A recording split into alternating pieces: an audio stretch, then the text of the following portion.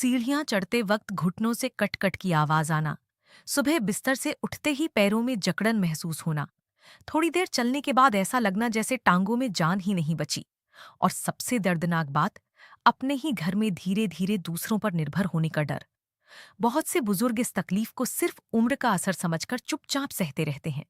लेकिन सच ये है कि कई बार घुटनों का दर्द सिर्फ उम्र की वजह से नहीं होता, बल्कि जिस्म के अंदर कुछ जरूरी चीजों की कमी धीरे धीरे हड्डियों और मांसपेशियों को कमजोर कर रही होती है। और सबसे हैरानी की बात, वो मदद कई बार हमारी अपनी रसोई में मौजूद होती है।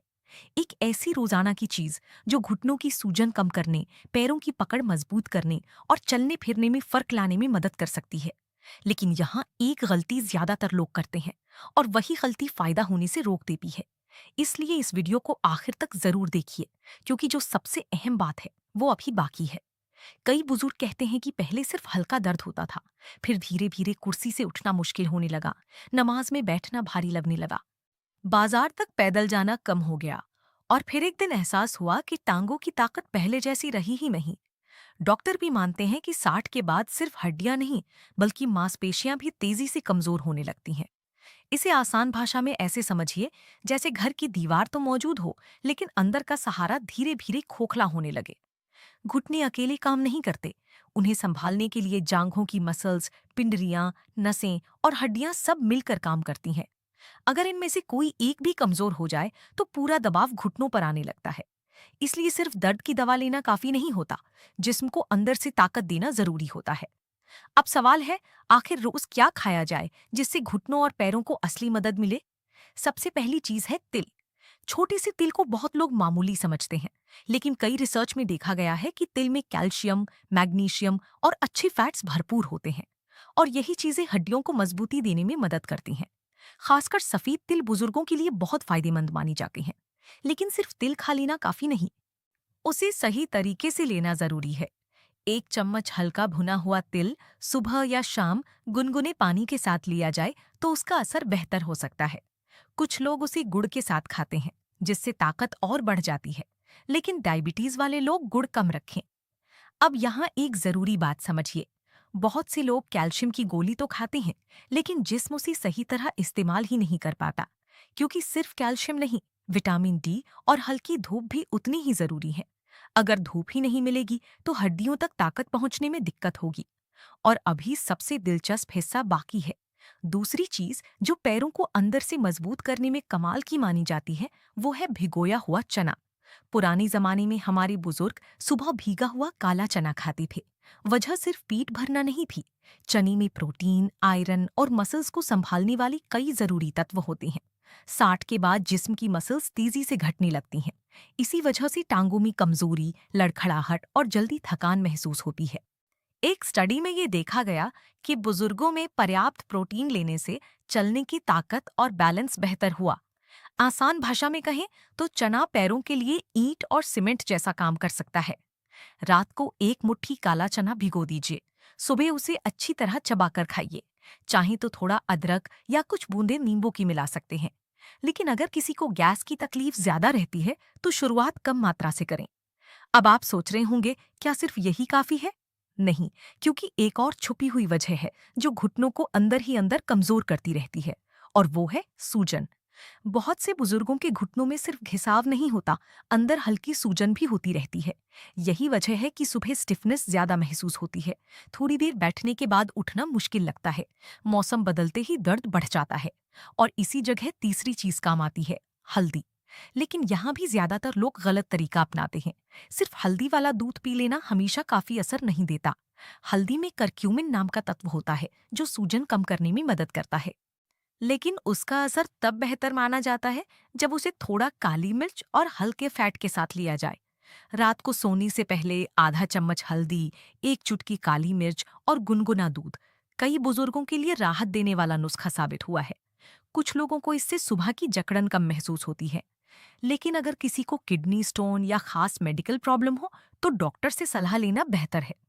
और अब जो मैं बताने वाली हूँ वो इससे भी अहम है। बहुत से लोग दर्द कम करना चाहते हैं, लेकिन पैरों की असली ताकत भूल जाते हैं। याद रखिए, सिर्फ दर्द कम होना काफी नहीं।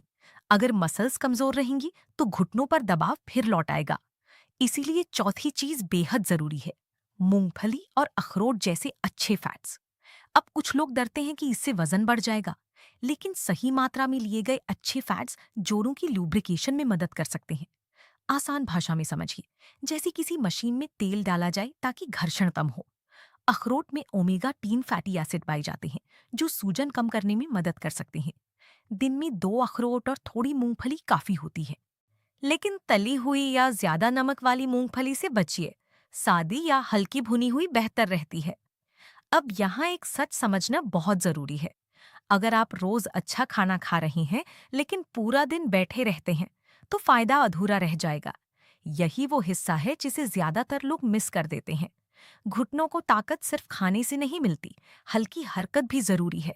डॉक्टर भी कहते हैं कि जो बुजुर्ग बिल्कुल चलना बंद कर देते हैं, उनकी मसल्स और जल्दी कमजोर होने लगती हैं। इसलिए दर्द के डर से पूरी तरह बैठ जाना कई बार नुकसान बढ़ा देता है। आपको जिम जाने की जरूरत नहीं, बस रोज 10 से 15 मिनट हल्की चाल से चलना, कुर्सी पकड़कर धीरे धीरे उठना बैठना और टांगों को हल्का स्ट्रेच करना भी मदद कर सकता है। और अब आता है वो हिस्सा जिसे बहुत कम लोग जानते हैं। पांचवी चीज जो कई बुजुर्गों के लिए गेम बदल सकती है, वो है मीठी। मीठी सिर्फ मसाला नहीं है, इसमें ऐसे तत्व पाए जाते हैं जो सूजन कम करने और जोड़ों को राहत देने में मदद कर सकते हैं। कुछ बुजुर्गों पर हुई जांचों में ये देखा गया कि मेथी लेने से स्टिफनेस और डिस्कम्फर्ट में फर्क महसूस हुआ। लेकिन इसका सही तरीका बहुत जरूरी है। रात को 1 चम्मच मेथी दाना पानी में भिगो दीजिए। सुबह उसका पानी पीजिए और दाने चबा लीजिए। शुरुआत आधे चम्मच से करें। अगर स्वाद कड़वा लगे तो थोड़ा गुनगुना पानी साथ लें। लेकिन ध्यान रखिए, हर चीज की तरह इसमें भी कंसिस्टेंसी सबसे जरूरी है। बहुत लोग 2 दिन खाते हैं, फिर छोड़ देते हैं और कहते हैं फायदा नहीं हुआ। जिस्म को रिपेयर मोड में आने के लिए वक्त चाहिए होता है। और अब सबसे बड़ा सवाल, आखिर कितने दिन में फर्क महसूस हो सकता है? सच ये है कि कोई जादू एक रात में नहीं होता। लेकिन अगर रोजाना सही चीजें ली जाएं, पानी ठीक मात्रा में पिया जाए, हल्की धूप मिले और थोड़ा मूवमेंट रखा जाए, तो कई लोगों को 3 से 6 हफ्तों में स्टिफनेस और कमजोरी में फर्क महसूस होने लगता है। कुछ लोगों को सीढ़ियां चढ़ना थोड़ा आसान लगने लगता है।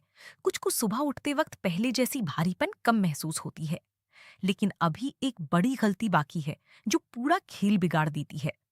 बहुत से बुजुर्ग मीठी चाय, बिस्कुट, तला हुआ नाश्ता और ज्यादा नमक वाली चीजें रोज खाते रहते हैं।